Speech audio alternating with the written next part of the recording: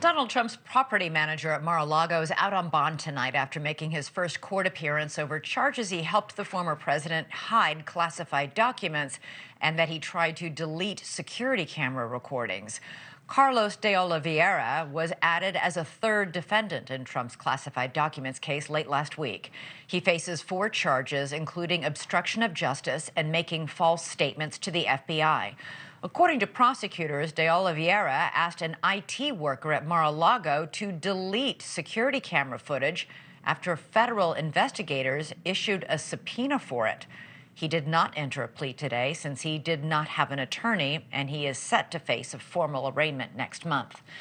Trump has pledged to pay for de Oliveira's lawyer, and he's warning on social media that more indictments around overturning the 2020 election may be on the way. So how does he pay for this all? Let's go now to NewsNation's Rich McHugh, who's live outside the federal courthouse in Miami for more on the former president's legal woes and now legal budget woes. Hey, Rich.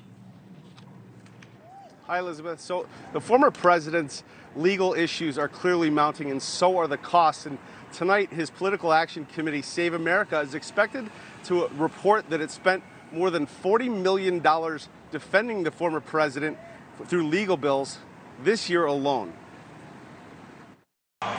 The legal issues for former President Donald Trump are adding up. Indicted in New York State court on hush money payments, in federal court here in Florida for his handling of classified documents after he left the White House, and now 2 of his aides indicted here too, charged with helping Trump hide the documents, Walt Nauta and Carlos de Oliveira.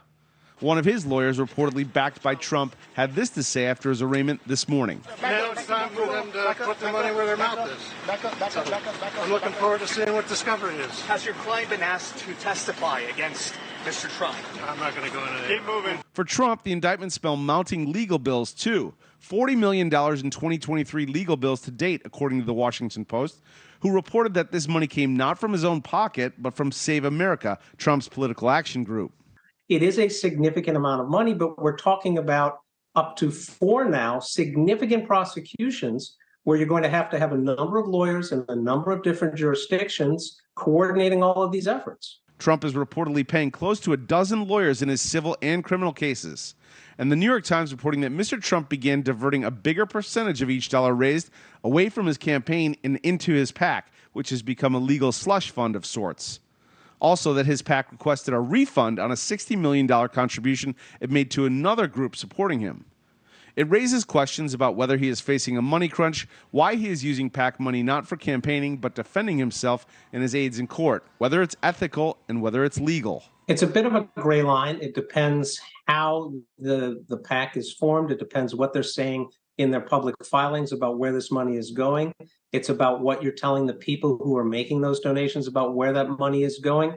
And then you also have to look at the effect that the campaign finance laws have on individual contributions, where they're earmarked for, what they're being used for, and then finally, how it's being reported by that PAC when they file their annual reports. In a statement, Trump spokesperson writes, "The weaponized Department of Justice has continued to go after innocent Americans because they worked for President Trump and they know they have no legitimate case. In order to combat these heinous actions by President Joe Biden's cronies and to protect these innocent people from financial ruin and prevent their lives from being completely destroyed, the leadership PAC contributed to their legal fees to ensure they have representation against unlawful harassment." Now, point of context here, that $40 million is more than the Trump campaign has pulled in online donations in the second quarter this year, Elizabeth. Thanks so much for watching. Go to joinnn.com to find NewsNation on your television provider. And don't forget to click the red subscribe button below to get more of NewsNation's fact-driven, unbiased coverage.